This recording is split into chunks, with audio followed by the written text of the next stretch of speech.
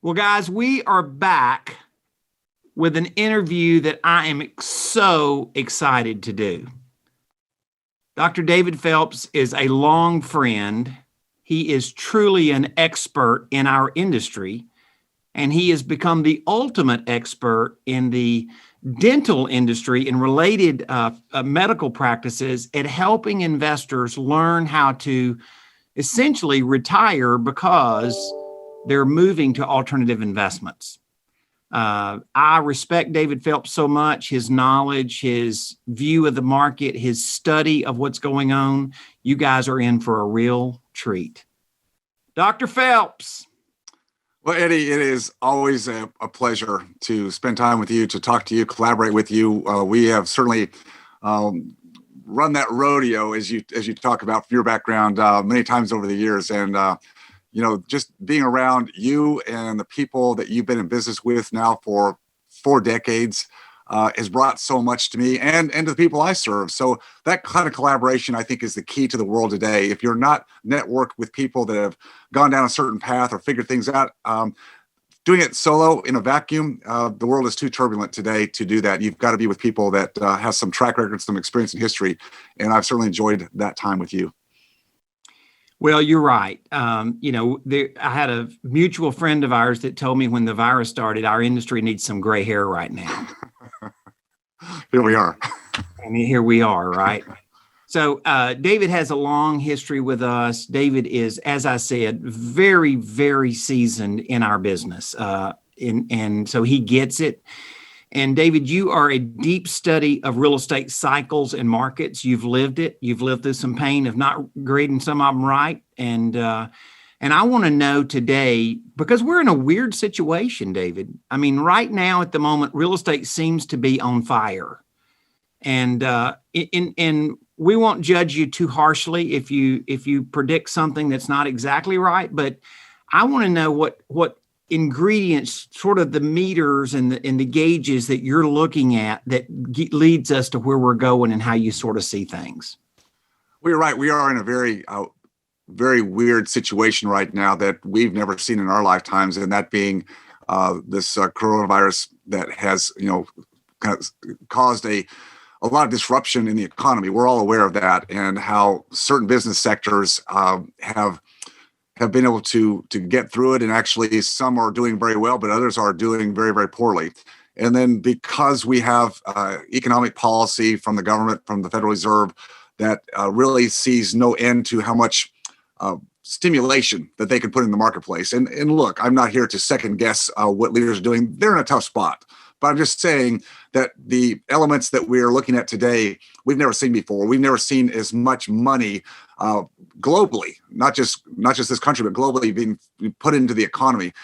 We saw that to some extent after the Great Recession, or during the Great Recession of 2008, to get us out of that. We saw a great amount of stimulus there. And what we saw over the next number of years coming out of 2012 and on up to 2020, February of this year, when we had the coronavirus, is we saw certain asset classes that really have done very well. We've seen Wall Street, make some great strides in the last 8 years, and we've seen the real estate side, the side that we love, do the same thing.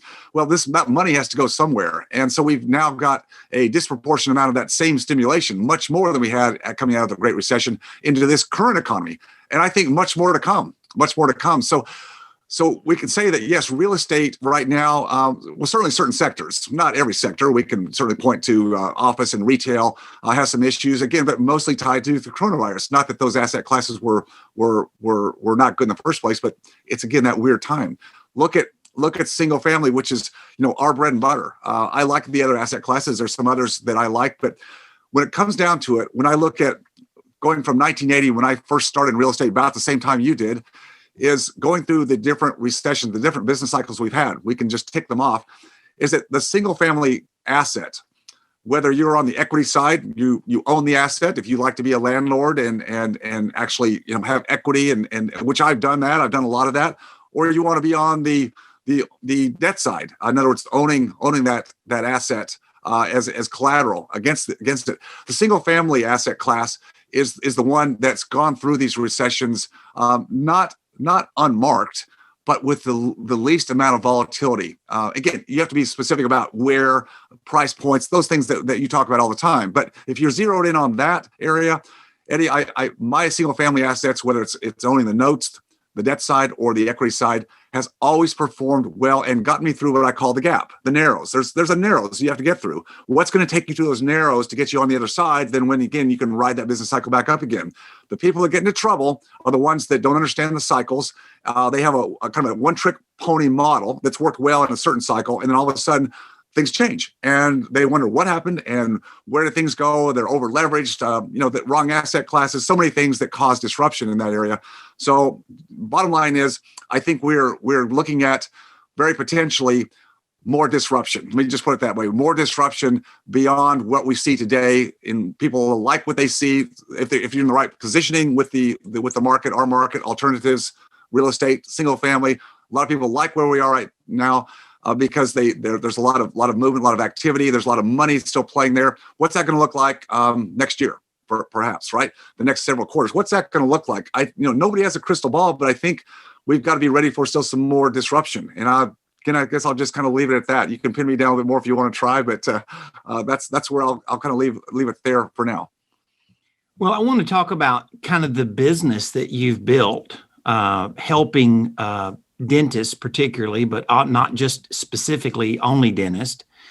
And that is that you saw a lot of dentists and doctors and professional people were trying to buy rentals, and they were hobbyist investors. They were hobbyist investors trying to run a hobbyist, property management company.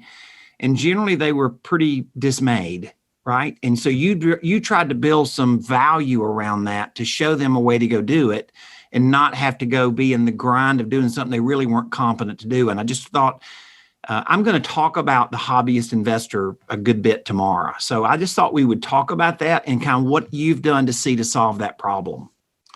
Sure. I think the message that I speak to many of my colleagues in the healthcare industry is one that's not uncommon.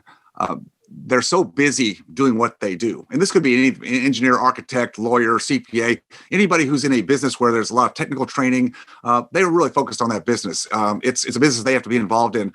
Yet there's always this question about, when do I have enough, meaning assets or retirement accounts, capital, so I can slow down someday or transition out. And the uncertainty that the traditional financial markets provide, the uncertainty, it is, it's the accumulation model. It's build up the biggest nest egg you can. And then when you quote retire and you stop your active income, then you're going to start depleting from that nest egg. And hopefully you had a big enough nest egg to overcome all of the uncertainty in the markets ahead, inflation and the cost of living and disruption. I never liked that model. Real estate's always shown me a model that says that you have a solid assets, tangible asset, and you don't have to deplete it. You can actually use it to build sustainable income for long term. So my message to our industry is, look, you've done the traditional model. You see what that looks like. It's full of uncertainty. People know, at least from a intellectual standpoint, they read that people that invest in real estate, all the way from, our president, all the way down the ranks, people make money and build wealth in real estate. It's one of the great wealth builders. Well, how do you do that? Well, I'd like to get involved in that. I watched some TV shows, HGTV, Flip This House, or I went to a Kiyosaki seminar, or something. And I, as a professional, I'd like to get in that game. So my entree is what I see in the media. It's what's there in front of me. And so I go to something like that, and somebody not being corrupt or fraudulent, just sells me a program, a dream, a wish list about, hey, here's how you can get involved in real estate. And usually it's the single family house. It's what I call the first layer of the onion. You go out, you find a house, someone shows you a house, they tell you this is a great house, you buy it, they tell you you can fix it up, you can flip it if you want to do that, or you can just hold it as a rental, and it's all good until it's not. It's a hobby. It's the accidental landlord to a T. And I tell people, I say, look, you're smart enough to do this, but you don't have the bandwidth to do it. So why don't you instead, let me show you a different way, which is really about a network. It's about finding the right people through which you can participate, or loosely termed partner, participate, where they have the access. They're the boots on the ground. So they actually have a real business around some aspect of real estate. You plug in there. See, most of us weren't taught to do that in school, Eddie, right? School was all about, it's all on you. You got to do it yourself. You got to take the test, the license, everything you do, it's about you. You don't collaborate in school. I mean, actually, you get kicked out if you collaborate, right? Like looking over on the other person's paper, right? It's that you don't do that. But in the real world of business and investments, it's all about collaboration. So we have to teach them different skill sets. Oh, of course, there's due diligence and what asset class, but that's trainable, and that's what you do in Note School. That's what you help people with. That collaboration is where you can really scale your dreams and your vision, whatever they are, and plug yourself into what fits for you.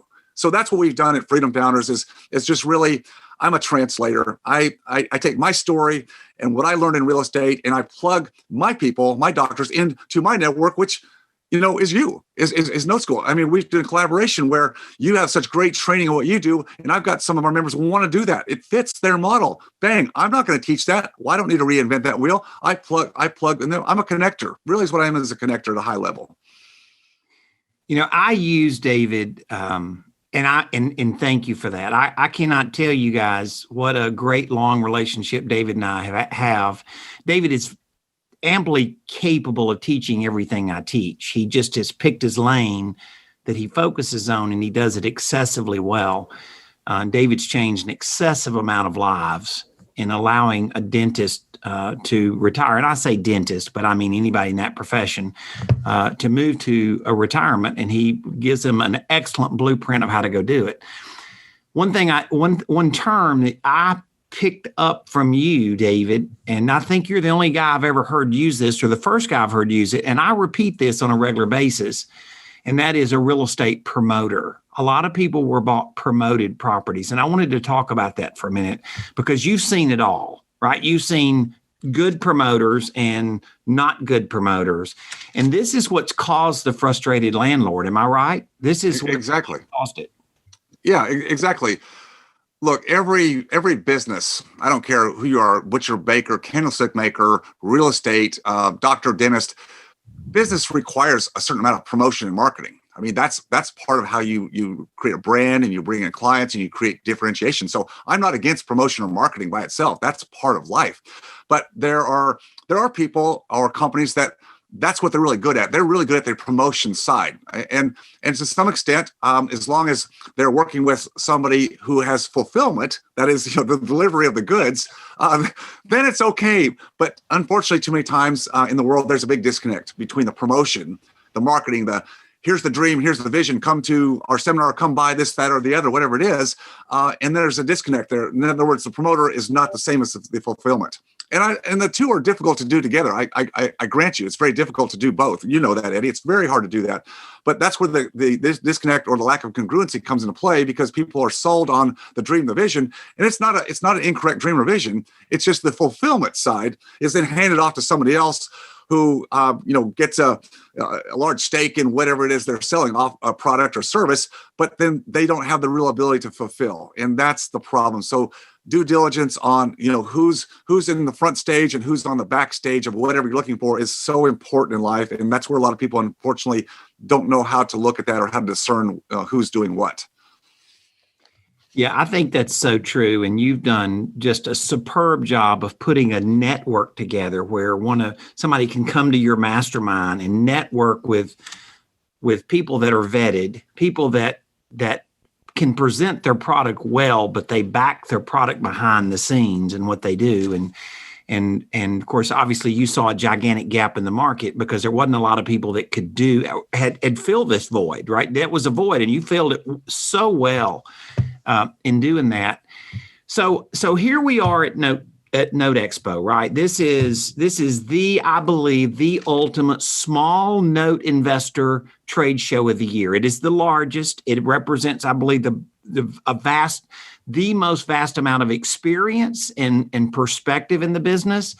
And so I tell people every day in our business, small investors, small investor capital, small meaning under a couple of $1 million, that could be 50,000 to 2 million or whatever, right? Small investor capital is what saves our business. You and I have both had experience with institutional money, right? And that I've moved away from institutional money. I'm not I love them. I appreciate that they're there. I'm just not going to make my entire business reliant on institutional money because when it evaporates, it's too painful. Exactly. And I found out that there's a lot of people that are willing to fund my business in various ways. And so you understand that guy on the other side as well, David, as anybody I know. Like, who is that small investor and what does he want? What is his pain and how can we solve his pain? So talk about that with us. Sure. So the pain is they want to have more control over their investments. Wall Street is just this big nefarious place where you put your money in 401ks or mutual funds, whatever. And it's just, there's a big disconnect. I talk to our people about degrees of separation from your money. A first degree or almost a no separation would be, the hobbyist goes out and buys the property, right? You're connected, right? Well, this person we're talking about doesn't want that much control, or they find out quickly they didn't want that much control. They want some separation. Wall Street's like several degrees of separation. You don't get to talk to the people who are running the companies, or if you're a bondholder, you don't get inside those boardrooms. You just got to read some reports that are put out, and who's going to read those anyway? I mean, but if I am 1 degree separated, meaning if I have a manager of a property, or if I own a note, I can have a loan servicer. So I have just like 1 degree of separation where I don't have to be in the weeds of doing the thing, but I have really some direct control because I have title of that asset. I like that. And people that we're talking about that are the smaller investor, they want to be in the game. They've already shown a desire or an affinity towards alternative investments. They're not so inured by Wall Street anymore. If they ever were, they want to make that move. So they've already made a conscious decision. Now it's just about making the connection. So they have to be educated. They have to develop a trust in the person that are going to quote utilize to help them access the investment opportunity, and then provide that big link, which is the management or the servicing of a note. That's something that our doctors in our group do not want to get involved in. And I have to keep them away from that because they'll think they can do it. They'll think they want to jump in, and I have to back them up and say, no, you don't want to go there. That's painful. If you do that, it's like touching a hot stove. You're not going to want to go back. Let me clear the ranks for you. Let me provide you with great resources. Number one, access to the actual deal flow, what you're looking for, in these direct investments. And then also the people who can provide the service behind it. And then you also have the community.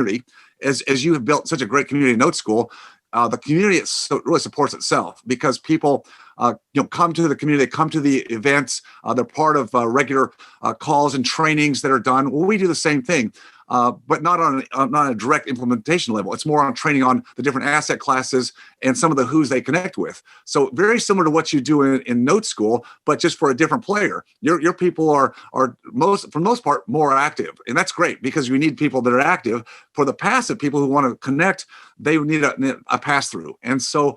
They're not looking for super high yields. They're looking today for more preservation of capital with a decent run rate, with a sustainable run rate, much more predictable than what they've seen on Wall Street over the years.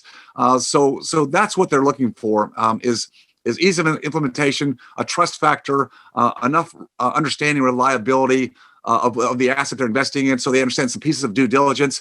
And if you're the one who is accessing that capital, which I do all the time, as you just mentioned, Eddie, we all do that. I don't like the banks either. The banks are just rife with instability themselves. And so when you're using small capital investors as the capital base for your activities, your own activities, it just that kind of relationship builds and inures to repeat business over and over and over again once you have the patience to develop that relationship with the right constructs. And you teach them better than anybody. You teach the connection and just how much to say to educate a person, because if you give them too much and they get in the weeds, a confused mind says no. So you do such a great job about teaching people how to make those connections. That's really where it's at.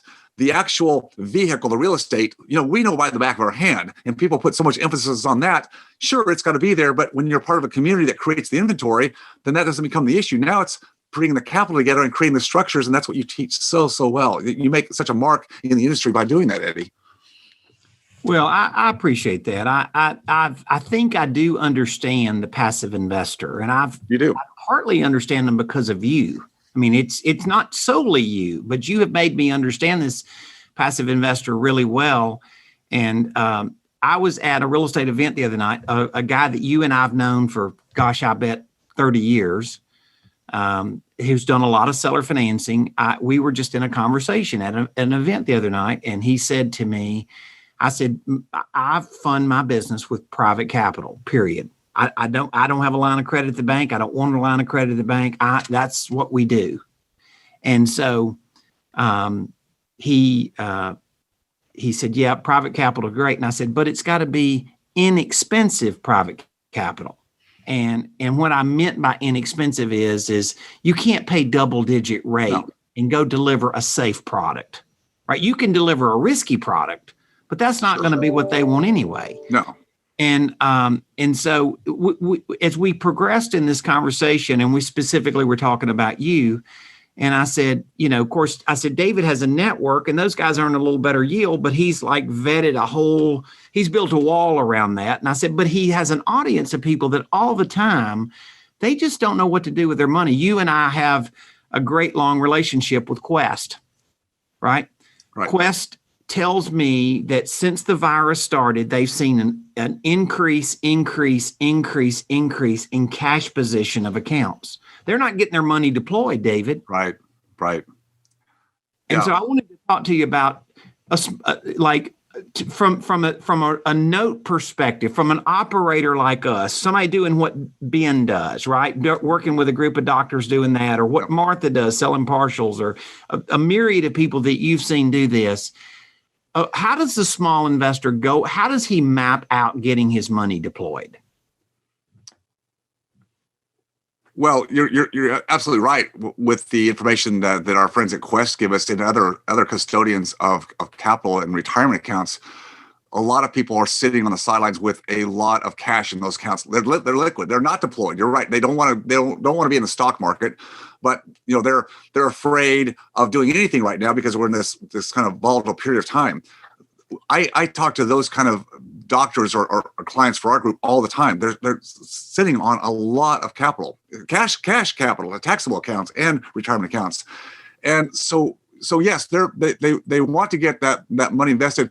They're not looking to be turning that money, flipping it, right? I mean, some people that are active, they'll do that because they get a higher return. Look, these people that have hundreds of thousands to several millions of dollars sitting there, they just want to get it working in a protected environment. And by protected, what I mean by that is less instability. Single family, especially.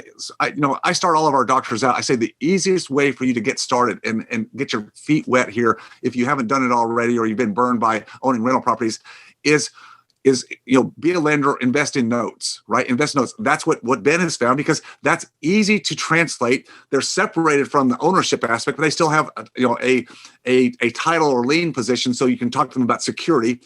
And because we're talking about single family marketplace, in the affordable zone, that price point in the right geographic areas, it doesn't do this. It doesn't do this. It kind of does this, and you've got that margin. So what they're looking for is collateral, security, somebody who else has skin in the game.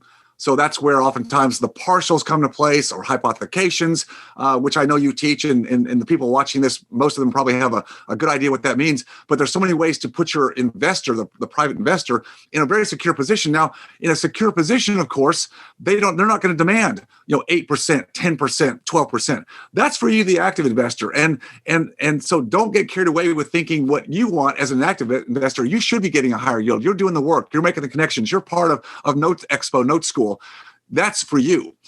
They're looking at a nominal today, 5 or 6%, and there's other ways to even go lower and cut them in for a back end participation if you want to do that. There's lots of ways to structure so everybody's happy, but don't get fooled by thinking these passive investors with hundreds of thousands or several millions of dollars are looking for 10 or 12%, because they're not getting it anywhere else. I promise you. So now it's a difference of do you get 5 or 6%, or you just leave the money sitting there doing nothing?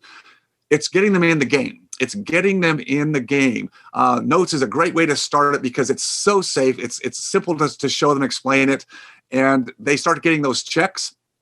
We talk about the mailbox money, and I like them to get the checks. You can get an ACH, get them some checks. They can open it, and that's good. They start to understand the passive capital structure that real estate provides versus them having to go to work every day. That's what you're showing them how to replace versus stock market, which is just like, I'm up one day and I'm down another day, and up and I'm down. It's like, no, they're tired of that. Well, and it's funny because David, as you know, the average active real estate investor doesn't, for the most part, the highest percentage of those guys they don't have access to that money, although they do have access to it. It's just they don't have clarity of the passive investor's pain and how to go solve his pain. And it's, as you said, you can structure deals that are safe for them. You can buy their lower yield requirement, lets you have a higher quality asset you can buy. Their risk goes down, your risk goes down. But more importantly, we kind of got in a mindset of all passive investors, sort of the hard money lenders. Most passive investors trying to be hard money lenders really don't need to be doing that. They're running a business they don't know how to run, right? That doesn't work out. I've heard so many, horror stories about that. I mean, some of our people come to us because they've had those stories. It's like, again, that's a business. They're not looking for that. They're not looking to get into the business. That's an outlier. No, don't even think that way about the passive investor you're looking for. Dr. David Phelps, what are your final conclusions? What do you need to tell our audience before we leave today? Disruption and volatility in the marketplace, which we certainly have that today, actually provides more opportunity for you, the business owner, the active, involved person in real estate right now, provides you more opportunity than you have in the last bull run market. I promise you. So being tied together to people that have a pulse on the market, that have inventory that you can access, and then you tie that together to the passive capital that's sitting on the sidelines, you got a business you can run with all day long today, because the uncertainty that's out there, people are just in a place where with their capital, they don't know what to do with it. You provide that connection, that inroad to do it. This is a perfect time. You just have to lead with confidence of what you know about your product and your service, and you can do business, all day long. So don't let this uncertainty in this marketplace stop you from going out and making it happen. Brilliant advice from a brilliant guy, Dr. David Phelps, founder of Freedom Founders Network. Dr. Phelps, thank you. I love you, my man. Appreciate you, Eddie.